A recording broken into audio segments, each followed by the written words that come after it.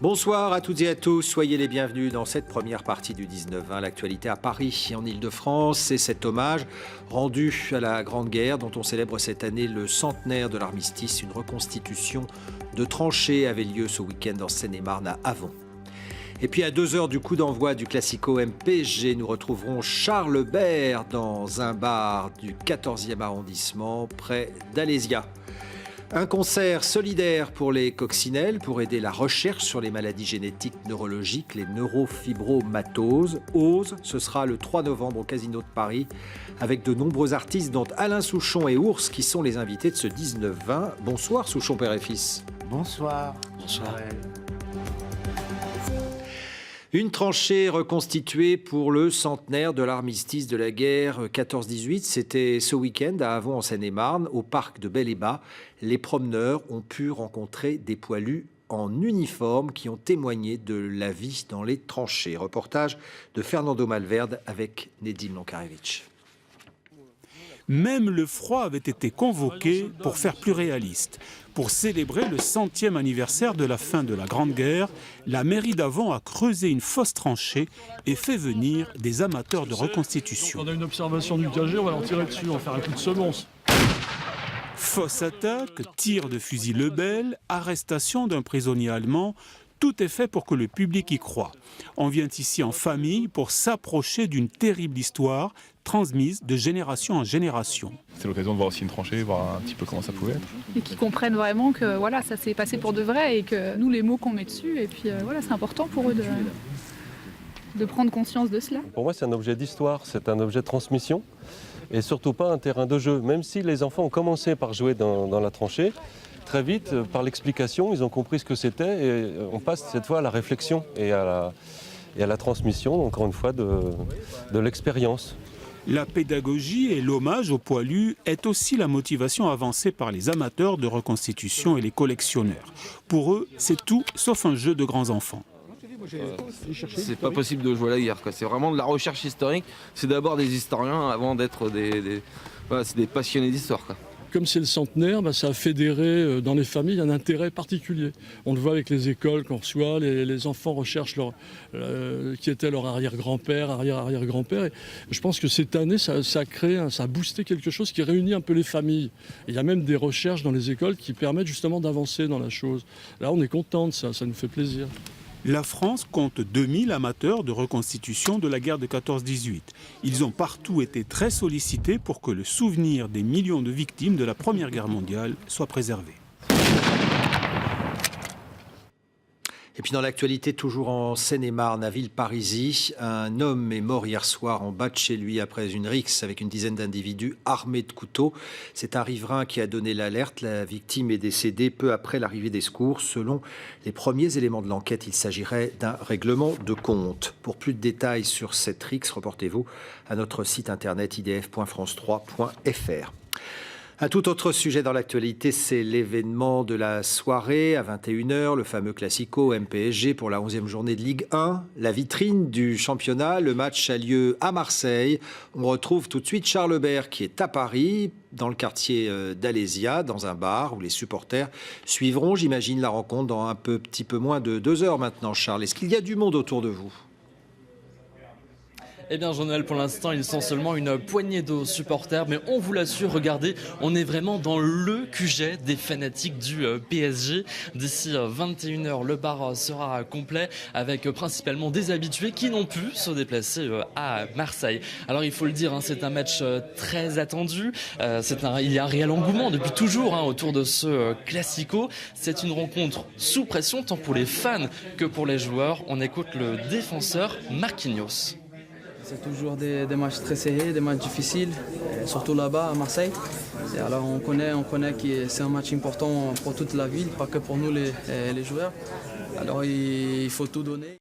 Alors Charles Bert, Paris a gagné tous les matchs de la Ligue 1 depuis le début de la saison. Est-ce que la victoire, selon vous, est assurée ce soir ?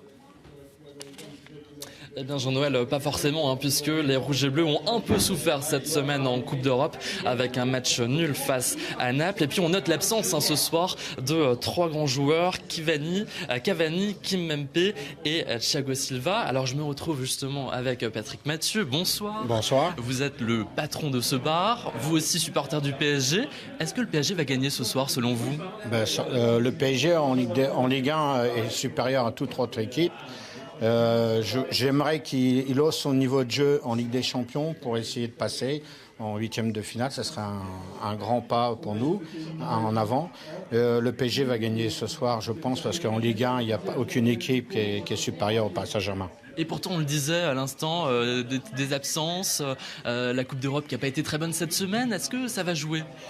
Non, parce que l'entraîneur a su remotiver ses joueurs. Et je pense que ce soir, on va voir un autre visage du Paris Saint-Germain que celui qu'on a vu contre Naples. Un petit pronostic peut-être 3-1 pour Paris. D'accord, donc ce soir c'est la fête ici. Ça va être la fête encore. Eh bien, écoutez, c'est tout ce qu'on vous souhaite. Merci à vous.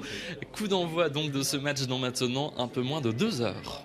Merci beaucoup Charles Bert. Et puis pour être tout à fait complet, on va aller faire peut-être un petit tour à Marseille maintenant pour retrouver David Sandona. La semaine européenne a été aussi difficile pour l'OM. David, est-ce que les Marseillais sont sous pression ?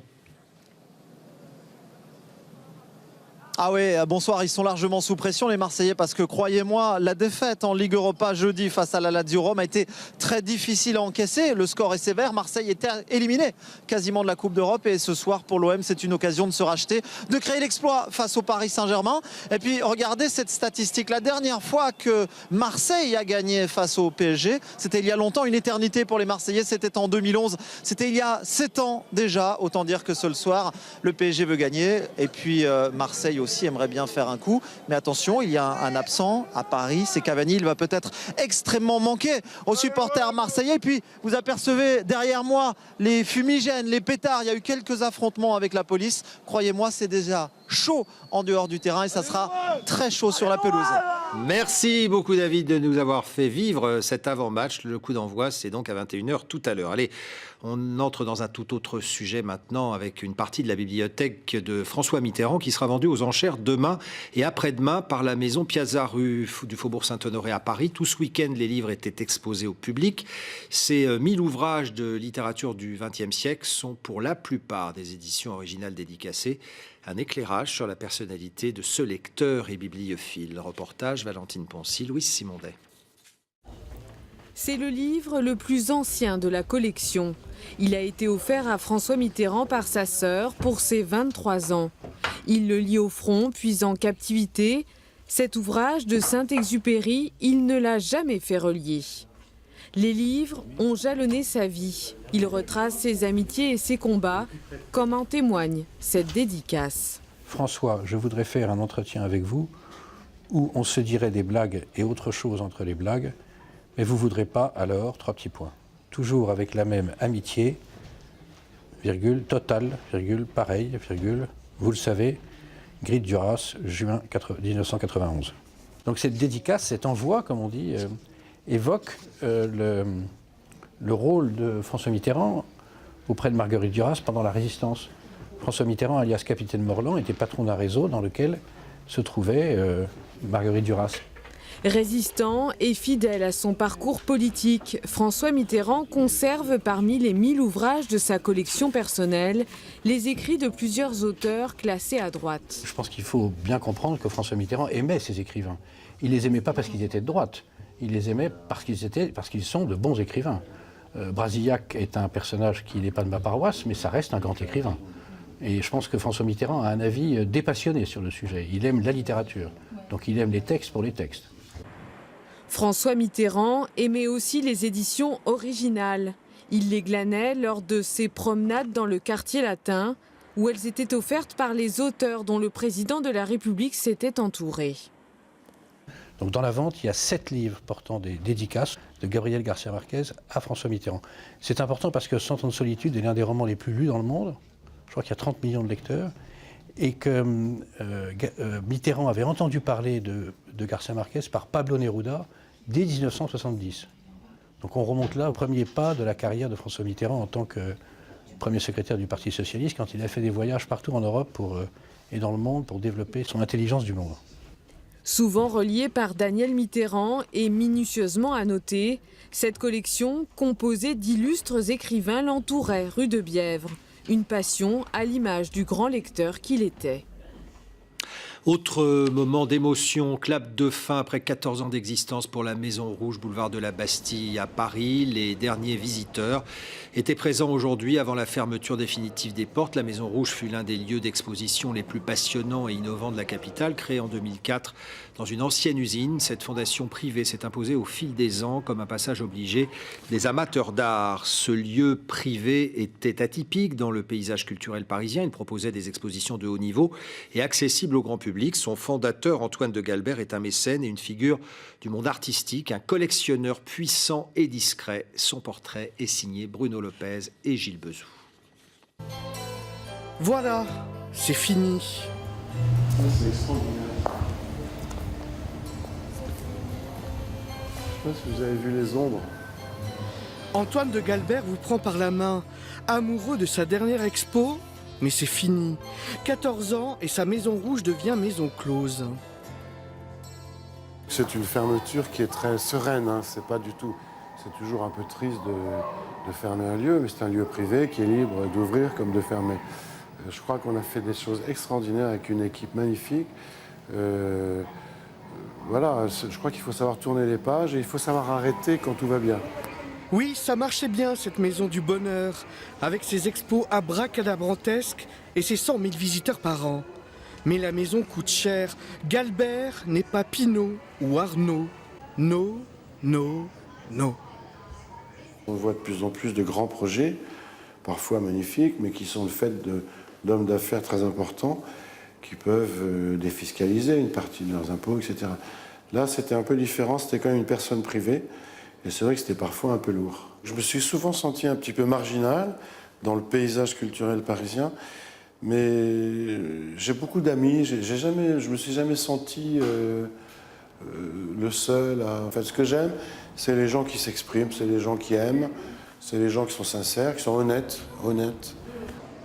Galbert est un visionnaire mélancolique qui se livre peu en public. Il n'a pas fait les beaux jours de Paris Match, par exemple. Alors, pour éviter un portrait pourri moche, on a gratté. On a demandé à ses deux bras droits ce qu'ils en pensaient. Je me suis dit, ce type est passionnant. Il a un projet incroyable.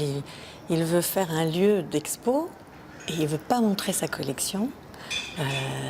Il a beaucoup d'ambition tout en étant absolument humble et à la fois charismatique. S'il va visiter une exposition, il est un peu en transe. Et en fait, il est enchanté par quelque chose, je ne sais pas, et il va directement vers les œuvres qui l'attendent.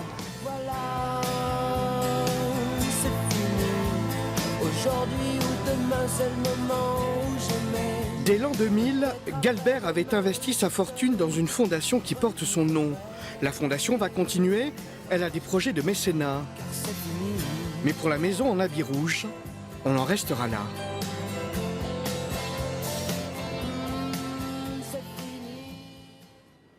Alain Souchon et son fils Ours sont les invités de ce 19-20. Ils participeront au concert au profit de l'association Les Coccinelles qui lutte contre les neurofibromatoses. Ce sera le 3 novembre, samedi prochain, au Casino de Paris. S'informer pour agir est la devise de cette association animée par les malades et leurs familles. Alors avant de retrouver nos invités, l'importance de ce combat nous est expliquée par Charles Bert. C'est un rendez-vous annuel incontournable de l'association, le Festival des Coccinelles. Des chanteurs se produisent bénévolement aux côtés de personnes atteintes d'une maladie génétique rare, la neurofibromatose. Ce mot fait un peu peur, neurofibromatose. Un des symptômes de cette maladie est d'avoir des petites taches café au lait sur son corps. C'est pour ça d'ailleurs qu'on lui a donné le nom de la maladie des coccinelles. Ces taches, souvent présentes dès la naissance, peuvent révéler des tumeurs qui empêchent le corps humain de fonctionner normalement. Elles peuvent se développer lors de l'adolescence, mais aussi bien plus tard et entraîner des complications très différentes selon les malades. Difficultés d'apprentissage, problèmes de langage ou encore des anomalies osseuses. D'ailleurs, beaucoup d'éléments restent encore inexpliqués par les chercheurs. La recherche, c'est notre seul espoir pour que les parents aient confiance dans l'avenir, pour dépister précocement la maladie et financer des essais thérapeutiques.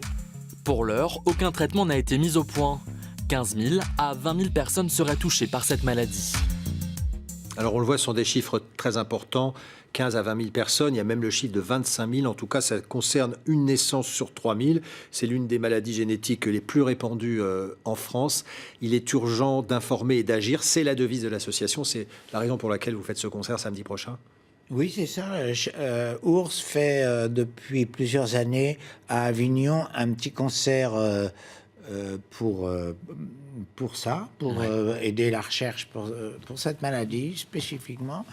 Et là, ils sont venus à Paris et on va faire ça donc tous ensemble avec plein de gens. Hugo Frey, Maxime Le Forestier, Zazie, Renan Luce, Ours. Et Pierre Souchon. Ben Ricourt, Gaël Faure, Body. Une mobilisation nécessaire. Ours, comment s'est fait votre rencontre avec cette association? Ce sont des gens qui sont très actifs, je l'ai dit, les familles, les personnes malades. Ils ont besoin d'argent pour la recherche. Ils ont besoin de faire connaître cette maladie qui est trop peu connue, neurofibromatose, la maladie des coccinelles. Ils ont besoin de récolter des fonds. Et ils ont besoin de se retrouver aussi. Les familles sont isolées.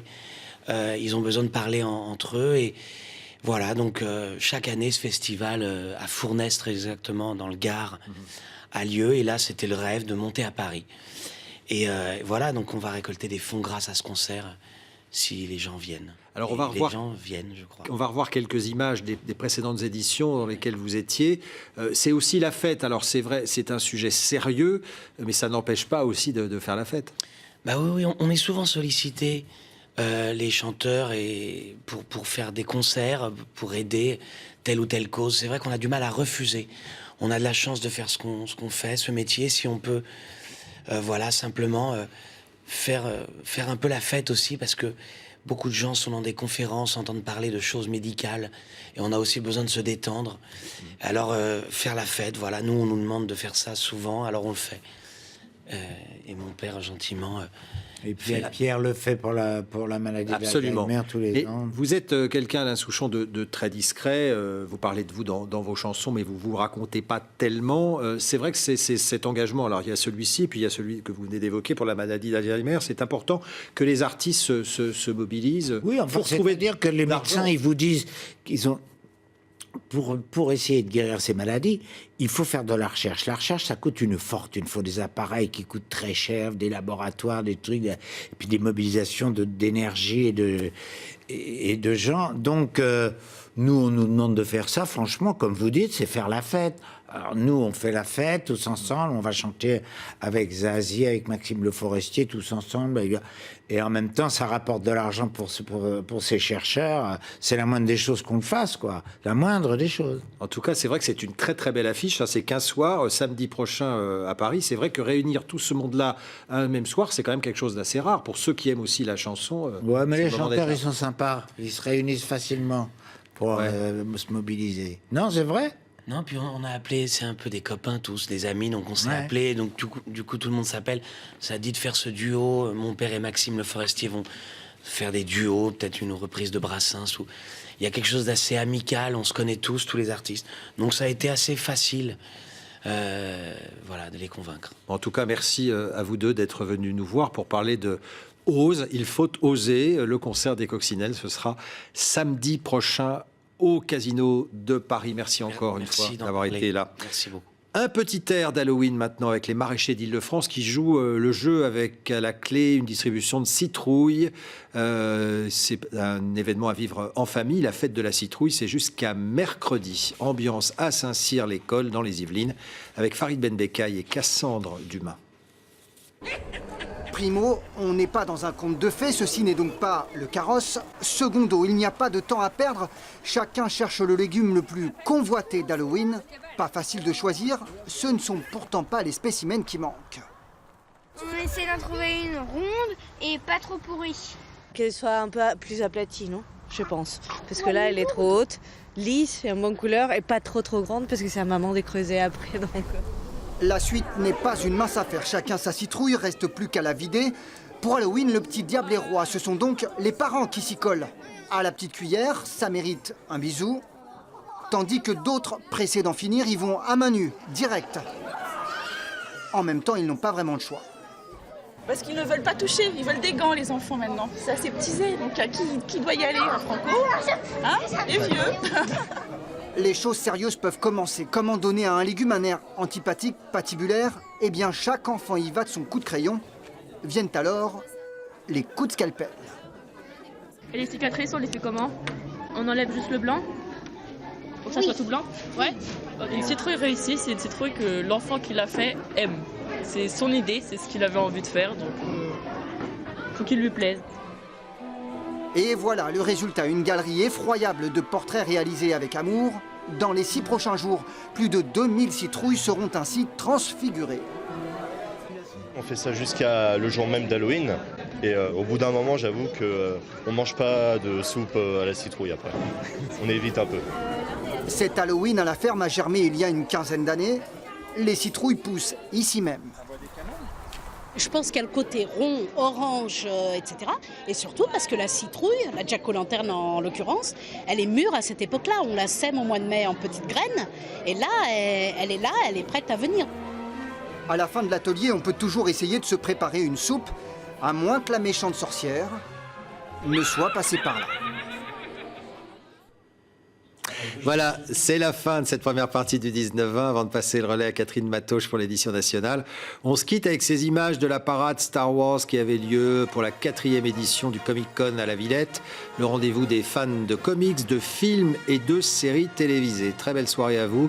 Demain, le 12-13, ce sera avec Carla Carrasquera. Merci de votre fidélité.